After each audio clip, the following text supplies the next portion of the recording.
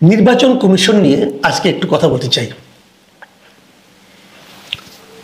অন্তর্বর্তীকালীন সরকার গঠন হওয়ার পর তারা বেশ কয়েকটা সংস্কার কমিশন গঠন করেছে এবং তার মধ্যে একটা সংস্কার কমিশন ছিল নির্বাচন সংস্কার বিষয়ক একটা কমিটি। নির্বাচন ব্যবস্থার সংস্কার তারা করবে।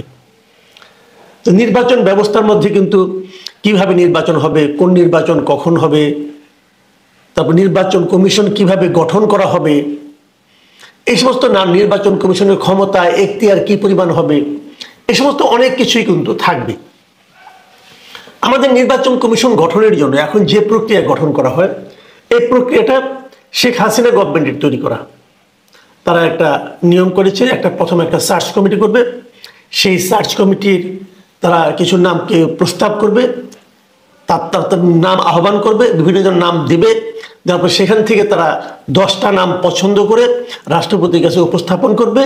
রাষ্ট্রপতি সেখান থেকে 5 জনের নাম সিলেক্ট করবে এবং 5 জনের মধ্যে একজনকে রাষ্ট্রপতি প্রধান নির্বাচন কমিশনার করবেন আর বাদবাকি 4 জনকে নির্বাচন কমিশনার করবেন। এই হলো নিয়মটা আওয়ামী লীগ আমলের করা এবং একটু তড়িঘড়ি করে এই কাজটা করা হয়েছিল। প্রথমবার যখন গত নির্বাচন কমিশন যখন হয়, এই যে হাবিবুল আওয়ালের নেতৃত্বে, তখন এরকম হয়েছিল। এবার আমরা জেনেছিলাম প্রায় 300-র মতো নাম পড়েছিল, সেখান থেকে তারা 10টা নাম নিয়েছিল। একটা প্রশ্ন, যেমন গতবার, এবার যিনি নির্বাচন ব্যবস্থার সংস্কার কমিশনের যিনি চেয়ারম্যান মিস্টার বদিউল আলম মজুমদার, তিনি কিন্তু আগের বার হাবিবুল আওয়াল কমিশনের যখন গঠন করা হয় তখন বলেছিলেন যে কোন নামগুলো মানুষ জমা দিয়েছে সেগুলো আমরা একটু দেখতে চাই, তাহলে আমরা একটা ধারণা করতে পারবো যে কারা কারা ছিল এবং কাদেরকে বাছা হলো এর মাঝখান থেকে। কিন্তু সেটা কখনোই প্রকাশ করা হয়নি। এবারও কিন্তু প্রস্তাব উঠেছিল যে 300 লোকের নাম পড়েছে, সেই 300 লোকের নামগুলো আপনারা প্রকাশ করেন এবং 300 লোক থেকে কোন 10 জন লোককে আপনারা পছন্দ করলেন সার্চ কমিটি, সেটাও আমরা জানতে চাই। এবং সেই 10 জন থেকে রাষ্ট্রপতি কোন বিবেচনায় কোন 5 জনকে নিলেন সেটাও আমরা একটু বুঝতে চাই। এই ধরনের প্রসঙ্গ কিন্তু প্রশ্ন উঠেছে, কিন্তু এই সমস্ত প্রশ্নের কোনো জবাব পাওয়া যায় নাই। আগের বার পাওয়া যায় নাই, আমরা ধরে নিয়েছিলাম সেটা ফ্যাসিবাদী সরকার, তারা কিছু বলবে না, নিজেরা যা ইচ্ছা তাই করবে। এবার পাওয়া যায় নাই, কারণ ব্যাখ্যা খুঁজে পাচ্ছি না। এদেরকে তো ফ্যাসিবাদী বলা যাবে না, কিন্তু এরা যা ইচ্ছা তাই করছে, জনগণকে কোনো তোয়াক্কা করছে না, জনগণকে বলার প্রয়োজন মনে করছে না, জনগণকে পাত্তা দিচ্ছে না। এই যে জনগণের রুচি, জনগণের বুদ্ধিমত্তা, এই জিনিসটাকে যে ইগনোর করার একটা প্রবণতা, জনগণকে যে মূর্খ মনে করার প্রবণতা, এই প্রবণতাটা কিন্তু আমরা পরেও আরো দেখতে পেয়েছি অলরেডি। সেটা নিয়ে আলোচনা করার জন্য আজকে আমি এই আলোচনাটা অবতারণা করেছি। নির্বাচন কমিশন গঠন হয়েছে, আমার বিবেচনায় এই নির্বাচন কমিশনের মান ভালো না, একদম একটা অথর্ব নির্বাচন কমিশন হয়েছে আমি মনে করি বয়সের দিক দিয়ে। অথবা এই কারণে নির্বাচন কমিশনার কে কে আপনারা শোনার চেষ্টা করুন। এখানে যে 5 জনকে নিয়োগ করা হয়েছে, 5 জনের অবসরপ্রাপ্ত ব্যক্তি। আমি অবসরপ্রাপ্ত ব্যক্তিদের দিয়ে নির্বাচন, আচ্ছা আপনারা একটা কথা বলেন, কে কে আমি আগে বলে নিই। প্রধান নির্বাচন কমিশনার হয়েছেন সাবেক সচিব, অবসরপ্রাপ্ত সচিব এম নাসির উদ্দিন। তারপরে আসলে আর কে আছেন, 4 জন নির্বাচন কমিশনের মধ্যে একজন হলেন সাবেক অতিরিক্ত সচিব মোহাম্মদ আনোয়ারুল ইসলাম সরকার, সাবেক জেলা ও দায়রা জজ আব্দুর রহমান মাসুদ, সাবেক যুগ্ম সচিব বেগম তাহমিদা আহমেদ এবং ব্রিগেডিয়ার জেনারেল অবসরপ্রাপ্ত আবুল ফজল মোহাম্মদ সানাউল্লাহ। আচ্ছা, এই লোকগুলিকে যার যার চাকরিতে, কেউ আর্মিতে ছিলেন, কেউ দায়রা জজ ছিলেন, কেউ আমলা ছিলেন, 2 জন আমলা ছিলেন, 3 জন আমলা ছিলেন, একজন সচিব, একজন অতিরিক্ত সচিব, একজন যুগ্ম সচিব। আচ্ছা, এরা সবাই অবসর পেল কেন? একটা কথা ভাবুন, অবসরটা কেন পায়, অবসর দেওয়া হয় কেন? এর মূল ফিলোসফিটা কি? মূল ফিলোসফিটা হলো যে তোমরা অনেক সরকারকে দিয়েছো, দেশকে দিয়েছো, তোমরা চাকরি করেছো, বাট তোমাদের এখন বয়স হয়ে গেছে, তোমাদের আগের মতো কর্মদক্ষতা নাই, বয়সজনিত কারণ, এটা সবারই হয়, বয়সজনিত কারণ নাই, অতএব তোমরা রেগুলার চাকরি করতে পারবে না, তোমরা এখন অবসরে যাও। তো যে লোকটাকে আপনি অবসরে পাঠিয়ে দিলেন, তাকে আবার তার চেয়েও গুরুত্বপূর্ণ দায়িত্বে নিয়ে আসা হয় কেন? নির্বাচন কমিশনের দায়িত্ব কিন্তু অনেক বড়। একজন সচিব, একজন অতিরিক্ত সচিব, একজন যুগ্ম সচিব, একজন জেলা দায়রা জজ, তারা যখন তাদের ওই দায়িত্বে থাকেন, যখন তারা পরিপূর্ণভাবে সক্ষম থাকেন শারীরিকভাবে, মানসিকভাবে, তখন তারা যে কাজ করেন তার চেয়ে কয়েক গুণ বেশি দায়িত্ব নিয়ে নির্বাচন কমিশনে বসতে হয়।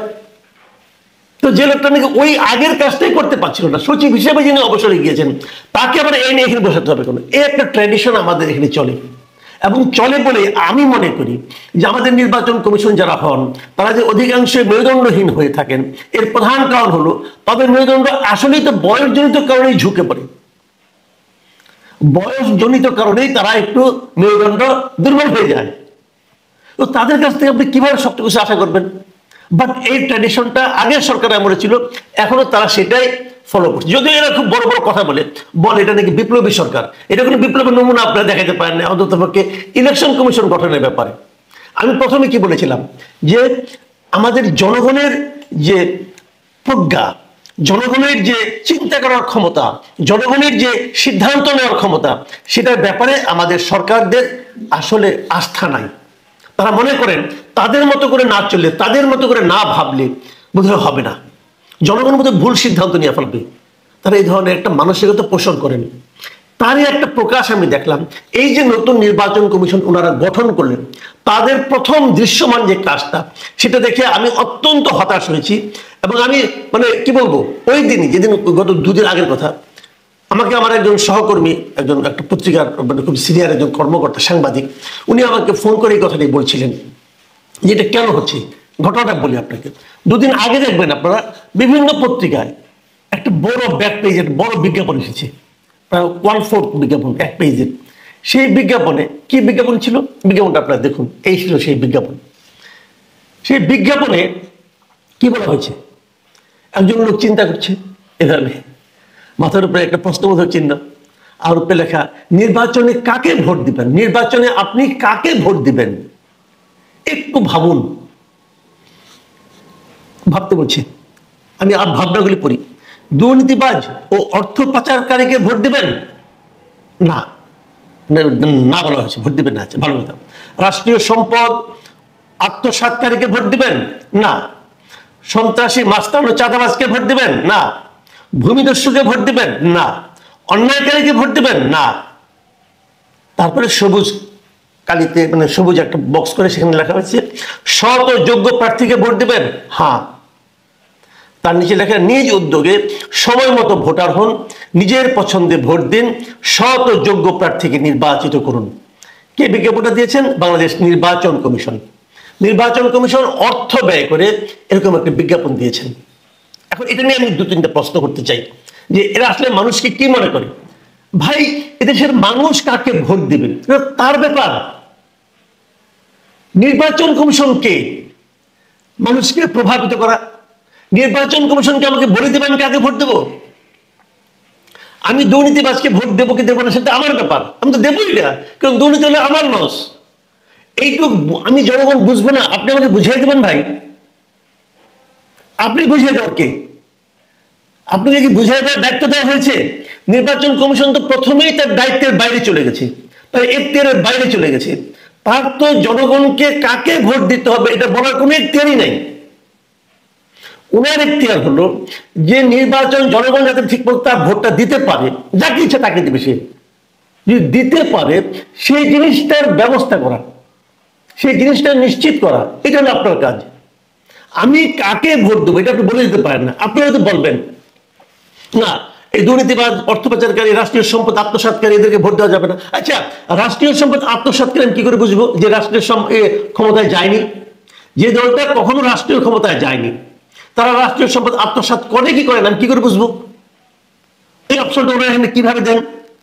কিন্তু এগুলো কিন্তু আপাত দৃষ্টিতে মনে হচ্ছে যে ঠিক আছে, ভালোই তো বলেছে, কিন্তু আসলে না, আসলে আমাদের একটা মতলব কাজ করছে। আমি মতলবটা বলার জন্য চেষ্টা করছি। প্রথমত, তারা ভোটারদের যে জ্ঞান বুদ্ধি সেটাকে তারা অবমূল্যায়ন করেছে, এটা তারা পায়, অপমান করেছে তারা জনগণকে, এটা তারা পারে না। যে কাজটা সবচেয়ে তারা খারাপ করেছে, নিচে যারা লিখেছে যে সৎ ও যোগ্য প্রার্থীকে ভোট দিবেন। এই যে সৎ ও যোগ্য প্রার্থীকে ভোট দেওয়ার যে বিষয়টা, এটা কিন্তু আমাদের দেশের একটা রাজনৈতিক দলের স্লোগান। তারা বলে সৎ ও যোগ্য প্রার্থী তাদের দলে আছে, তারা এটা অনেকদিন ধরে এই স্লোগানটা দিচ্ছে। এটা জামাতে ইসলামের স্লোগান। তাহলে এই নির্বাচন কমিশন কি জামাতে ইসলামের পারপাস সার্ভ করতে আসছে? যখন এটা আমার মনে হওয়ার পর আমি ওনাদের চেহারার দিকে তাকাই, আপনারা ওনাদের চেহারাগুলো একবার দেখাই আপনাদেরকে, তখন মনে হতে পারে হ্যাঁ, হতেও পারে এটা হয়তো জামাতে ইসলামের পারপাস সার্ভ করতেছে। একদিকে ভোটারদের যোগ্যতার উপর তারা তাদের আস্থা রাখছে না, এই বিজ্ঞাপনের মাধ্যমে সেটাই প্রমাণ হচ্ছে। ভোটারদের যে চিন্তা করার ক্ষমতা, তাকে তারা অপমান করেছে। দ্বিতীয়ত, তারা আমার বিবেচনায় প্রকারান্তরে একটা রাজনৈতিক দলের পক্ষে প্রচারণা চালিয়েছে। আমি মনে করি নির্বাচন কমিশন, বর্তমান নির্বাচন কমিশন সংবিধান লঙ্ঘন করেছেন। তারা যে শপথ নিয়েছেন, তারা শপথ লঙ্ঘন করেছেন। প্রিয় দর্শক, আমার মনে হয় এই বিষয়ে আপনাদেরও চিন্তা করা উচিত। চিন্তা করুন, সিদ্ধান্ত নিন। এখন এ পর্যন্তই। আল্লাহ হাফেজ।